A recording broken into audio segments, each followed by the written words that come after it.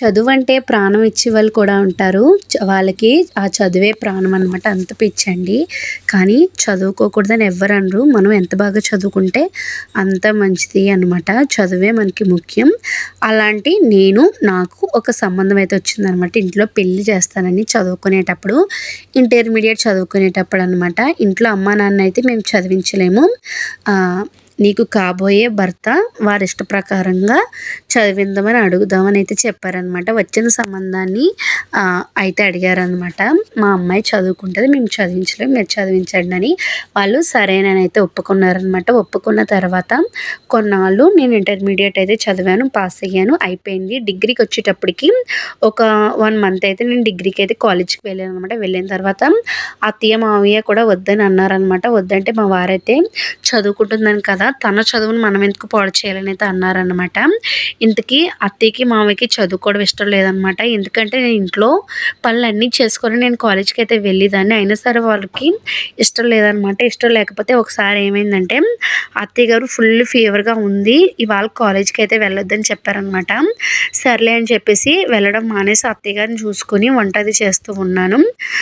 అలా 2-3 రోజులు జరిగింది. ఫీవర్ అయితే తగ్గింది. తగ్గిన తర్వాత ఈ 2 రోజులు కూడా నేను కాలేజ్ మానేసి అత్తయ్య గారినే చూసుకున్నాను అనమాట. చూసుకున్న తర్వాత 2 రోజులు మళ్ళీ కాలేజ్కి అయితే వెళ్ళాను. మళ్ళీ ఫీవర్ అని చెప్పి మళ్ళీ పడుకున్నారు. అప్పుడు కూడా 2 రోజులు నేను కాలేజ్ వెళ్ళకుండా ఇంటికాడ మానేసి అత్తయ్య గారిని చూసుకున్నానన్నమాట. చూసుకున్న తర్వాత మళ్ళీ 2 రోజులు అత్తయ్య గారిని చూసుకొని సెలవు పెట్టిన తర్వాత కాలేజ్కి అయితే వెళ్ళానన్నమాట. వెళ్ళిన 4 రోజులకి ఏమైందంటే సడన్గా నాకు నడుము నొప్పిగా ఉంది, నాకు జ్వరం వచ్చింది, ఇవాళ కూడా నువ్వు కాలేజ్కి వెళ్ళకుండా నన్ను చూసుకొని అయితే చెప్పారనమాట. సరే అని ఎప్పుడులాగే మానేసాననమాట. మానేసిన తర్వాత నేను వాషింగ్ మిషన్లో బట్టలు ఉన్నాయని చెప్పి బట్టలు ఆరేసి మేడ నుంచి దిగుతూ వస్తుండగా అత్తయ్య గారు మామయ్య గారు మాట్లాడుకున్న మాటలు నా చెవిలో పడ్డాయి అనమాట. ఇవాళ కూడా నడుము నొప్పి, జ్వరం అని ఈ వంకతో దీనివల్ల తన అమ్మాయి చదువు అయితే మానిపించడానికి ఒక పెద్ద ప్లాన్గా అయితే ఉంది. ఈ జ్వరం రావడం నటించడం వల్లనైతే ఇద్దరు మాట్లాడుకుంటున్నారనమాట. ఎలాగైనా నా కాళ్ళ కింద పెట్టుకొని దాన్ని ఎలాగైనా కష్టపెట్టాలి, చదువుకోకూడదని అయితే ఇద్దరు మాట్లాడుకుంటున్నారనమాట. ఆ మాటలు నాకు ఎంతో బాధ కలిగింది. ఈ విషయం మా వారితో చెప్పాలా వద్దా అని అనుకున్నాను, కానీ చెప్పేశాను అనమాట. చెప్పినా మా వారేం నమ్మలేదు. ఎందుకు అలా అంటారు అమ్మ నాన్న అనేసి అనమాట. నమ్మపోయేసరికి నాకు కొంచెం బాధ అనిపించింది. మళ్ళీ 2 రోజులకి ఇదే సిచ్యువేషన్ మళ్ళీ ఏదో రకంగా జ్వరమను ఏదోటని చెప్పి ఏదో రకంగా కాలేజ్ మానిపించడానికి ఇద్దరైతే చూసేవారు అనమాట. ఇలా కాదు నేను చెప్పినా నమ్మట్లేదని చెప్పేసి ఒకరోజు ఏమైందంటే అత్తయ్య గారు మెట్ల మించి జారి పడిపోయారన్నమాట. పడిపోగానే ఇంకా కరెక్ట్గా కాలేజ్ జరిగిన సంఘటన అనమాట. లోపలైతే తీసుకెళ్ళి పడుకోబెట్టాము. అప్పటికి మా వారు ఆఫీస్కి అయితే వెళ్ళలేదన్నమాట. డ్యూటీకి అయితే వెళ్ళకుండా అయితే ఉండిపోయారు ఇంటి దగ్గర. మళ్ళీ ఏదో నాటకం అయితే మొదలెట్టారని అయితే నాకు అనిపించి మా వారికి వాళ్ళు వినే మాటలు వినిపిద్దామని చెప్పి జాయిగా ఒక గంట పోయిన తర్వాత వాళ్ళ తలుపు పక్కన కిటికీ దగ్గర నుంచోబెట్టి అయితే ఆలకించమన్నాను అనమాట. ఆ మాటలన్నీ వినిపించాను. మా వారైతే విన్నారన్నమాట.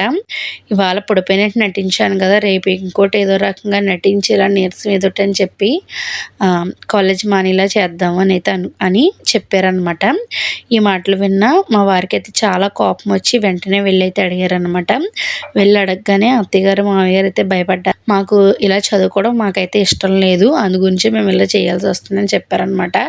ఇలా చేసి ఏం సాధిద్దాం అనుకుంటున్నారు, దీనివల్ల నష్టం ఏంటి, మీకు వచ్చిన నష్టం ఏంటని అయితే మా వారు అడిగి అలాగా పెద్ద గొడవ అయితే అయిపోయిందనమాట. పెద్ద గొడవ అయిపోయి కొట్టుకునే వరకు వచ్చిందనమాట. ఆ సిచ్యువేషన్లో మా వారు మా మావయ్య గారిని అయితే తోయడం వల్ల ఆయన చనిపోయారనమాట అక్కడికక్కడే. ఎంతో బాధేస్తుంది, కానీ అలా జరుగుతుందని అయితే ఆ విషయంలో అనుకోలేదు. ఇదంతా నీ వల్లే జరిగిందని మా అత్తయ్య గారు వెంటనే నన్ను జుట్టు పట్టుకొని ఈడ్చి మరీ బయటికి గెంటేస్తుంది అనమాట. మామయ్య గారిని నేనే చంపానని నిందవైతే వేసి అత్తింటికి రాకుండా అడుగు పెట్టనివ్వకుండా అయితే ఇప్పటికీ చేస్తుంది అనమాట. మా వారు అలా అనుకోకుండా చేయడం వల్ల మా వారు ఇంకేమీ చెయ్యలేక ఈ కారణంగానే జరిగింది. నువ్వు ఆవాల చెప్పకపోతే ఇలా జరిగి ఉండేది కదని మా వారైతే నా మీద ఇప్పటికీ కోపంగా ఉన్నారు. ఇప్పటికీ కూడా నేను అత్తవారి ఇంటికి వెళ్ళలేదు. మా వారు నా ముఖం కూడా చూడలేదన్నమాట. ఇప్పటికీ నేను ఇంకా ఇలా చదువుకుంటూనే ఉన్నాను. ఆ బాధ ఇంకా తీరని బాధ. చూసారా ఫ్రెండ్స్, ఇలాంటి కథలు ఎన్నెన్నో ఉన్నాయన్నమాట.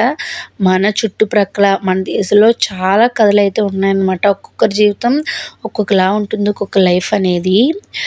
ఎవరైనా సరే మంచిగా చదువుకోవాలి, ఒక స్టేజ్లోకి రావాలని అయితే అనుకోవాలన్నమాట. అలాగే చదువు మీద మీ అభిప్రాయం ఏంటో కామెంట్ అయితే చేయండి. మన ఛానల్ని సబ్స్క్రైబ్ చేసుకోండి.